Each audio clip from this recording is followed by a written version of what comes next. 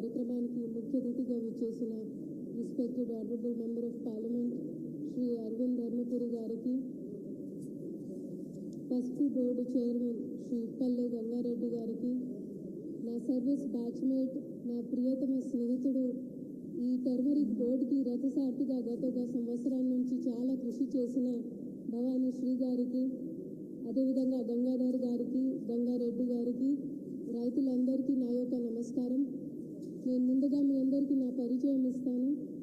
గంగాధర్ గారి వాడే పదంలో నేను మీ నార్త్ ఇండియన్ కలెక్టర్ని, కానీ తెలుగు నేర్చుకున్నాను, తెలుగు బాగా వచ్చు. ఇక్కడ ఉన్న సంప్రదాయాలు కావచ్చు, ఇక్కడ ఉన్న రైతుల గురించి వారికి ఉన్న సమస్యలు కావచ్చు, ఈ టర్మరిక్ బోర్డు వెనుక ఉన్న మీ కృషి, మీ చెమట, మీ రక్తం, మీ క్రాంతి అన్నింటి గురించి మాకు ఐడియా ఉంది. అని మీ అందరికీ ఈరోజు నిజంగా ఈ వేదిక నుంచి మీ అందరికీ నేను అభినందన ఇస్తున్నాను. ఎందుకంటే నేను ఉత్తరప్రదేశ్కి చెందిన వాడిని. అక్కడ ఎక్కువగా చెరుకు వేస్తారు, షుగర్ కేన్. నా తాతగారు ఒక షుగర్ కేన్ ఫార్మర్ని. సో ఇప్పుడు మీ మనవరాలు కూడా ఒక కలెక్టర్ అవ్వాలి, కానీ ఉత్తరప్రదేశ్లో కలెక్టర్ అవ్వాలి, అప్పుడు హిసాబ్ బరాబర్ అవుతుంది. సో ఈ విషయం మీ అందరికీ ఎందుకు చెప్తున్నానంటే, ఒక షుగర్ కేన్ ఫ్యాక్టరీ ఏర్పాటు చేయాలన్నా అక్కడ 80 సంవత్సరాలు పడింది. 80 సంవత్సరాలు ఒక ఫ్యాక్టరీ కోసం. దాని తర్వాత మిగతా అది ఒక తోలి మెట్లుగా అక్కడ ఉన్న రైతులు, అక్కడ ఉన్న కిసాన్ బంధువులు వీళ్ళు చాలా కృషి చేసిన తర్వాత ఫ్యాక్టరీ, తర్వాత బోర్డు, తర్వాత ఒక ప్రత్యేక శాఖ ఏర్పాటు చేయడం జరిగింది. అదేవిధంగా మనకి ఏదైతే పసుపు బోర్డు నిజామాబాద్కి వచ్చిందో అది నిజంగా మనం అందరం గర్వం పడే కారణం. ఇందాక నేను వచ్చేటప్పుడు కొన్ని స్టాల్స్ చూసాము. మనం రైతులు ఏదైతే ఉత్పాదన చేస్తున్నారో దాని మీద ఫోకస్ పెట్టడంతో పాటు ఎంఎస్ఎంఈ అంటే మనకి ఉన్న ఆధునిక యంత్రాలు కావచ్చు, అదేవిధంగా ఫార్మ్ టు ఫోర్క్ అంటే మన పంటల నుంచి, మన పొలాల నుంచి ప్లేట్ వరకు ఏదైతే ప్రయాణం ఉంటుందో దాన్ని ఎలా సాఫీగా చేయాలో దాని వెనుక కూడా టర్మరిక్ బోర్డు చాలా కృషి చేస్తూ ఉంది. నేను వారికి మరీ అభినందన ఇస్తున్నాను. ఈ దిశగా నేను మీ అందరికీ ఒక సూచనలు, ఒక సలహాలు ఇచ్చేది ఏంటంటే, మనం ఉత్పాదన మీద ఒక 20% ఫోకస్ పెడితే మన ప్రొసెసింగ్ ఏదైతే ప్యాకేజింగ్ ఉంటుందో, ఏదైతే మార్కెటింగ్ ఉంటుందో అది ఆటోమేటిక్గా చాలా సాఫీగా అవుతుంది. మీ అందరూ ఒక సమాచారం, ఒక వార్తాపత్రికలో చదివి ఉండవచ్చు. కోవిడ్ సమయంలో మనకి ఏదైతే వాణిజ్య అమ్మడం కోసం, కొనడం కోసం ఏదైతే పసుపు అందుబాటులో ఉందో అందులో lead % చాలా ఎక్కువ ఉంటుంది. కానీ మన ఏదైతే నిజామాబాద్ కావచ్చు, గ్రామీణ ప్రాంతానికి సంబంధించిన పొలాల ఉత్పాదన కావచ్చు, అక్కడ ఇలాంటివి పొల్యూటెంట్స్ ఉండవు. సో అది మీకు ఉన్న ఒక యూఎస్పి. మనం ఎప్పుడు ఎంఎస్పి గురించి మాట్లాడతాము, మీరు యూఎస్పి గురించి ఆలోచించండి. మీ యూనిక్ సెల్లింగ్ పాయింట్, మీరు ఒక ఆర్గానిక్, ఒక సాంప్రదాయపరంగా చేసిన పంటని ఇప్పుడు not just Nizamabad, new Delhi వరకు దానికి డిమాండ్ ఉంది. సో నేను టర్మరిక్ బోర్డుతో కోరేది ఏంటంటే, ఇది ఏదైతే ప్రాసెసింగ్ ఉందో అందులో వాళ్ళు తప్పకుండా ఈ నెక్స్ట్ 1 year లేదా 6 months తప్పకుండా ఫోకస్ చేయాలి. అందులో మన తెలంగాణ రాష్ట్ర ప్రభుత్వం తరఫున మా ఎస్హెచ్జి మహిళలు ఉన్నారు. వారి ప్యాకేజింగ్ దిశగా దాని ఐఎస్ఓ సర్టిఫికేషన్ ఉన్న ఒక, ఇందాక మాకు సెక్రటరీ మేడం చెప్పారు, ఆర్మూర్ పసుపు అనేది ఒక బ్రాండ్ కూడా లాంచ్ చేస్తున్నాము. ఆ మార్కెటింగ్ క్రమంలో రాష్ట్ర ప్రభుత్వం కూడా ఫుల్ సహకారం ఇస్తుంది. జిల్లా పరిపాలన అధికారిగా మా సపోర్ట్ ఉంటుంది అనేది ఈ వేదిక నుంచి మీ అందరికీ తెలియజేస్తున్నాను. అదేవిధంగా మనకి రెండవ ప్రధాని గారు లాల్ బహదూర్ శాస్త్రి గారు ఒక నినాదం ఇచ్చారు, జై జవాన్ జై కిసాన్. దాని తర్వాత అటల్ బిహారీ వాజ్పేయి గారు దాన్ని ఇంకా సుందరీకరణ చేస్తూ ఒక నినాదం ఇచ్చారు, జై జవాన్ జై కిసాన్ జై విజ్ఞాన్.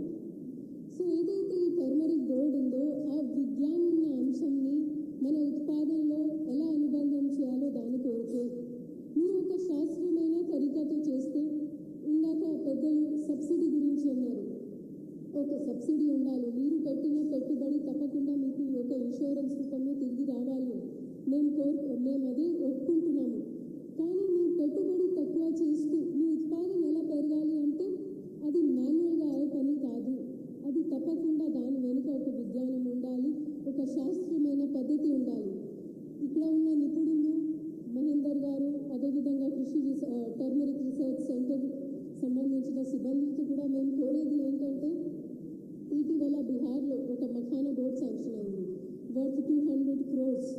లాస్ట్ బడ్జెట్లో. అందులో మీరు point by point economic survey చదివితే వాళ్ళు ఉత్పాదన మీద అంత ఫోకస్ పెట్టలేదు. ఎందుకంటే మఖానాలో బీహార్లో ఉన్న వాతావరణంకి అనుకూలం ఉంటుంది, మనకి ఎలా అయితే పసుపు ఉంటుందో. వారు ఎక్కువ ఫోకస్ పెట్టింది అక్కడ ఉన్న జనాభాని, అక్కడ ఉన్న లేబర్స్ని ఎలా మఖానా మొత్తం ప్రాసెస్ అయ్యేలాగా చూడాలి. మఖానా అంటే మీకు ఐడియా ఉండవచ్చు, ఫాక్స్ నట్స్. సో బీహార్లో ఉత్పాదన అయిన మఖానాని వాళ్ళు పంజాబ్ పంపేవారు ప్రాసెసింగ్ కోసం మాత్రమే. సో అది వేరే ఎలాంటివి రాష్ట్రాలకి పంపకుండా అక్కడ ఉన్న నివాసిస్తులకి, అక్కడ ఉన్న రైతులకి మేలు జరిగే కార్యక్రమం జరగాలి అంటే మీరు ఉత్పాదనతో పాటు తప్పకుండా ప్రాసెసింగ్ మీద ఫోకస్ పెట్టాలి అనేది నేను మీ అందరితో కోరుతున్నాను. అదేవిధంగా ప్రియమిత్రుడు భవానీ గారికి నా పర్సనల్ రిక్వెస్ట్, మీరు ఇంకా ఎక్స్పోజర్ విజిట్ చేయాలి. ఎందుకంటే హిందీలో ఒక సామెత ఉంది, జో దిఖతా హై वो बिकता है. సో टर्मरिक बोर्ड बहुत सारे लोगों को दिखना चाहिए. उसमें MP साहब का कितना कृषि रहा है, कितना एफर्ट रहा है, सबको पता होना चाहिए. जो दिखेगा नहीं वो बिकेगा नहीं. और आपको अपना सामान बिकवाना है. మీరు వాణిజ్య అమ్మడం కోసం కృషి చేయాలి. మేము ఇంట్లో ఆర్మూర్ని ఒక మోడల్ గ్రామం చేస్తాము, హైదరాబాద్ని గ్రామం పెద్ద నగరం చేస్తాము, అక్కడ మా పసుపు అమ్ముతాం కాదు. మీరు మా ఊరు వరకు రావాలి, లక్నో వరకు రావాలి, నై ఢిల్లీ వరకు రావాలి మీ పసుపు. తర్వాత గంగాధర్ గారు AMCs గురించి కొన్ని విషయాలు మా దృష్టికి తీసుకొని వచ్చారు. తప్పకుండా గంగాధర్ గారు, నేను నాకు వచ్చి ఒక వారం 10 రోజులు అయింది. తప్పకుండా AMCని ఎలా జీర్ణోద్ధార చేయాలో, అదేవిధంగా మన సాంప్రదాయ పంట కాకుండా క్రాప్ డైవర్సిఫికేషన్ మీద మనం ఎలా ఫోకస్ చేయాలో తప్పకుండా దాని మీద దృష్టి పెడతాము. రైతులతో మేము కోరేది ఏంటంటే, ఐఎమ్ ఆల్సో ద DCCB, మన ఏదైతే కోఆపరేటివ్ శాఖ బ్యాంక్ ఉందో దానికి ఇప్పుడు నేను చైర్మన్గా, డిస్ట్రిక్ట్ కలెక్టర్గా నేను ఇన్ఛార్జ్ ఉన్నాను.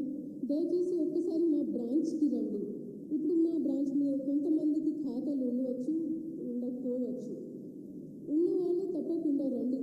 అక్కడ మేము ఇలాంటివి ప్రత్యేక ప్రోగ్రామ్స్, కొన్ని ఎడ్యుకేటివ్ కార్యక్రమాలు, ఫైనాన్షియల్ ఇంక్లూజన్తో పాటు రైతులకి ఎలా అవగాహన కల్పించాలో దాని మీద మేము కొన్ని ప్రత్యేక కార్యక్రమాలు ఏర్పాటు చేస్తున్నాము. దాంట్లో దయచేసి మీ భాగస్వామ్యం మాకు అవసరం. అధికారిపరంగా మేము ఒక కార్యక్రమం లాంచ్ చేశాము, మేము ప్రారంభించాము, అది సరిపోవు. మీకు కొన్ని సందేహాలు ఉండవచ్చు.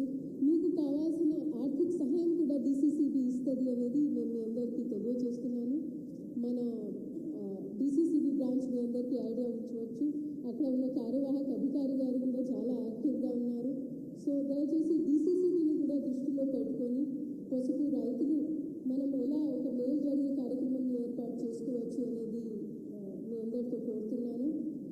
And I hope your next anniversary celebration me own బిల్డింగ్లో జరగాలి అని కోరుకుంటూ